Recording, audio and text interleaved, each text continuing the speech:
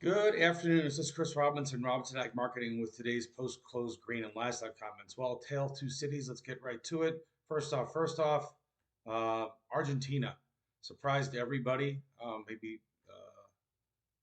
some more than others, but they did suspend export tax on all grains until October 31st. They are trying to get some dollars into their country, and that's really what's going on there. So that caught the market off guard. Basically, putting a lot of pressure, new supply coming on the market. Um, they're either going to do it till October 31st or until they export $7 billion in exports. So they're trying to get US dollars into their country. It covers soybean, oil, meal, corn, everything. Argentina is the number one exporter of soybean oil and meal, number three in corn. So that is what's really turned to sellers today. Last week, export exports were both in line with what people had thought. Wheat was actually a little bit better than everybody had expected, but again, why not? Wheat is at 5-year lows, making new contract lows today. So disappointing day if you're long without a hedge. Let's get right to it. D's corn finished down 2.25 cents at 421 and three quarters. Now remember, beans down 14.5 cents, traded as low as 10.06 and a quarter, settled at 10.11. If you get my letter, why is 10.11 significant? Well, it was the 62% retracement of the last 80-cent rally.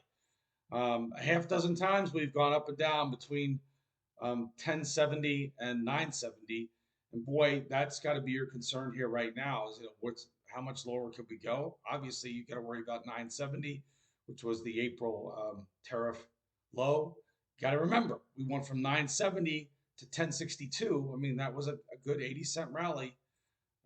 Like everybody else, I was hoping we'd blow through the top, but markets being what they are, Mr. Market has the final say so. So a disappointing day again, but hopefully on that last rally, you're able to get something done, something hedged. I had a lot of 1040s and 1030s hedged for people.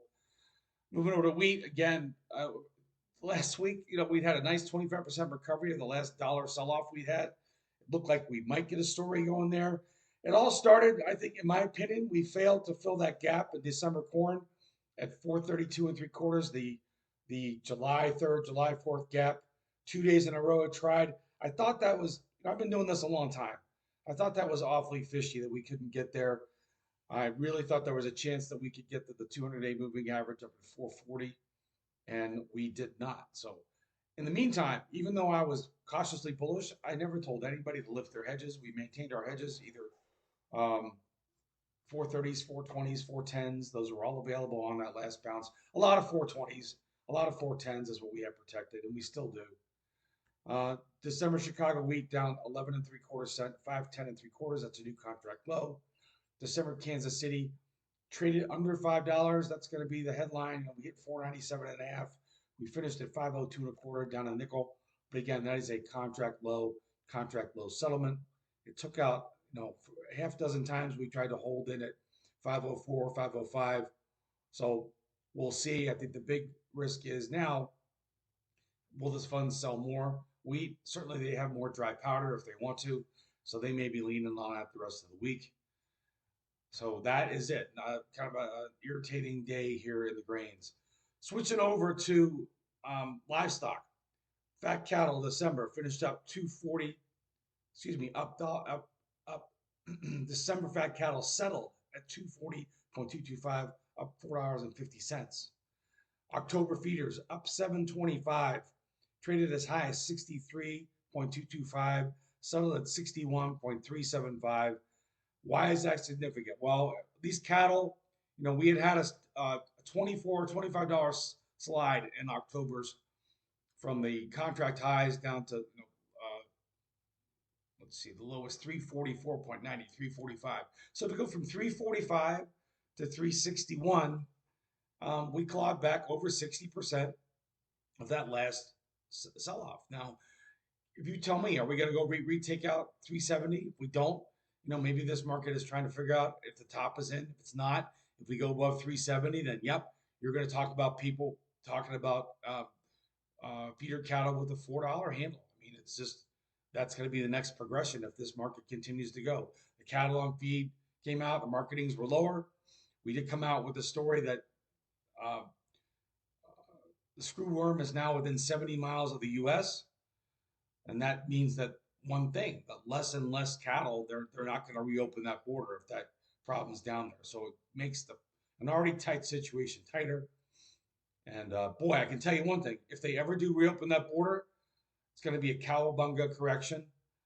That's probably the number one thing I'd be watching there if I'm long cattle. So as long as that border stay closed, and as long as they keep talking about screwworm being 70 miles from our border, they're going to keep that cattle out of here. It actually gave us a higher day in hogs as well. December lean hogs up a buck 25. Up 1.125. Finished at 88.70. Uh, let's see, how close are we to making a new contract low? Well, contract high, excuse me. Very, very close. December, it takes out 89.57. We settled at 88.75. I'm just going to call that, less than $1 away. If we go through 90, what's going to happen? More money is going to come pouring in alongside. The managed fund, the people everybody love to hate, they have a record long hog position and they're adding to it. They're adding to a winner. They're cannonballing that winner. Their aggressiveness is giving producers a gift. You can go out to July of 2026, trade 103 half. That is a new contract high out there. You can go to June of 2026, again, trade 103 half. Wasn't that long ago that we could not get through 103. So we've blown through that. That opens the door to a 103. We settled at 103.475. That opens the door to 107. It's probably the next progression. And again, if you're a rancher, this is exactly what you want. What you also want to do, you don't want to be short futures as a hedge because you leave it all on the table. But boy, this is a perfect market to have a put on the floor because yeah, one of these days we're going to come in and it's going to slide down. You're going to want a floor. You're going to want to defend the revenue gain that we've had. This is a perfect setup for using put options as a hedging tool. If you want to talk more about that, please give me a call, 312-638-8868. The outside market's pretty calm today. Stock market, again, making new highs. It just seems to be a daily event. The dollar slipped lower, traded around 96, 97 cents. Is that going to help our exports? I certainly hope it does.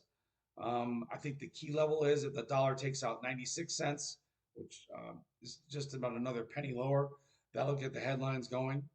So there's a lot of moving parts out there, a lot of risk right now. We're already starting to take a look at 2026 for marketing opportunities, or at least to defend what we can defend as we head into harvest.